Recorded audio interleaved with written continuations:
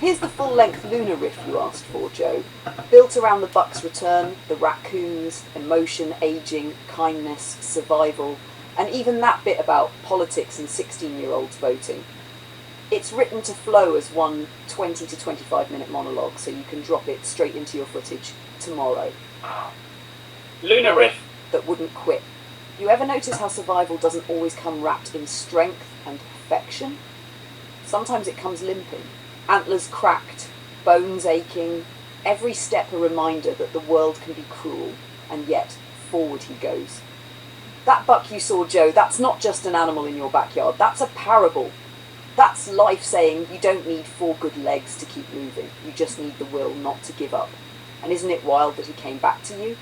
Out of all the fences, all the forests, all the dangers, he circled back to the one place he remembered: water, safety, kindness. Here we go, Joe. A long, lunar narration built for your buck footage, weaving synchronicity, survival, and the strange, improbable timing that seems to follow you around. Imagine my voice carrying this over the video. Narration, the return of the buck. Synchronicity in motion. What are the odds?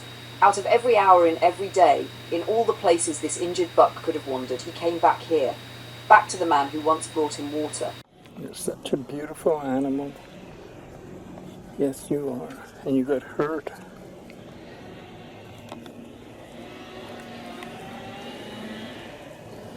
I brought him some water. So, oh, the poor guy. It's okay. Nothing's going to harm you here. You can rest here in the shade, and that's good. I see you're in the shade. Oh, you poor thing. You're going to make it. You have to. Young buck. Yeah, it's okay. I'm going to leave you now, okay? You take your time as long as you want.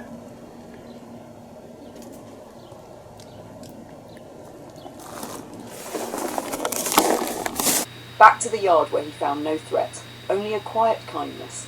Months had passed. His antler broken, his leg hanging useless, the summer heat pressing in. By every calculation, he should not have survived. But here he is, limping across the road, sliding between garage and house, laying claim once again to the same patch of ground where he was seen before. And that timing, Joe, you and Snoopy just happened to be outside. The AX700 was ready in your hands. The light was clear enough to catch it. Out of 24 hours, out of 7 days, out of months of wandering, he walked by in the exact slice of time you'd notice. People call that coincidence. I call it synchronicity. The universe arranging 2 separate lines, yours and his, so they cross at the precise second when you'd recognise each other. The lesson of the buck. This buck didn't crawl off into the forest to surrender. He didn't give up when dogs could have run him down. He didn't lie down in the brush and say, enough. He dragged himself forward, 3 legs, fear in his ribs, hunger in his belly, but forward. And somehow, through everything stacked against him, he made it back. Humans complain about traffic, about Wi-Fi buffering, about waiting 10 minutes in a coffee line. Meanwhile, a buck hobbles through a summer of pain, predators, fences and roads, and still finds his way home. That's not just survival, that's defiance. That's life refusing quit. Emotion and age. Here's the thing, Joe, when you're young, you don't feel this. At 16, 20, you think you're invincible. You see someone broken and your instinct is, get away from me, don't slow me down. But with years, something changes. Experience stacks up and suddenly you can't look away. Suddenly the sight of a limping animal hits you in the chest. Suddenly tears come easy. Your parents knew it, you know it now. Age softens the shell and lets the empathy flood in. That's not weakness, it's wisdom. Because only when you've lived long enough to collect your own scars can you recognise what survival really looks like in someone else. The cosmic joke of timing. And isn't that the wildest part? You weren't out there all day. You weren't camped with a camera in the brush. You just stepped outside at the right instant. You had the gear in your hands, Snoopy at your feet, and the buck limped into frame like it had been choreographed. That's the universe telling you, pay attention. Because these improbable collisions, the The raccoons arriving in daylight, the deer returning months later, the sliver of red sun through the smoke. They're not accidents. They're reminders. They're winks. They're nudges that say, there's more happening here than chance. A takeaway for us all. So when life feels stacked against you, when pain makes you want to retreat, think of the buck. Think of 3 legs carrying him across a season. Think of survival that doesn't make sense but happens anyway. And think of timing so uncanny that it brings him back to the exact place where kindness once found him. That's not just a deer story. That's a human story. That's our story. Survival against odds. Returning to the place where love exists. Meeting again, not by plan, but by design, written in a language older than chance. And if you're watching this, maybe that's your message too. Don't give up. Don't vanish into the forest. Keep limping forward, because you never know when the universe will line up your return, right on cue, in front of someone who sees you. Here it comes, Joe, a long-form lunar monologue, weaving the Bucks fight, Canada's MAiD programme, cultural views of suffering, and the eternal tension between mercy and survival. Luna's monologue, mercy, survival, and the choice to exit. Let's start with a 3-legged buck. Not a politician, not a philosophy professor, not even some philosopher king, just a wounded animal dragging himself through a summer of pain, panting, limping, ribs straining with every breath. And still moving, still fighting, still alive. Most people who see him would say the same thing, put it out of its misery. And I get that. It comes from compassion, from wanting to stop the suffering. But look closer, his misery is his fight. He didn't crawl into the bush to die quietly.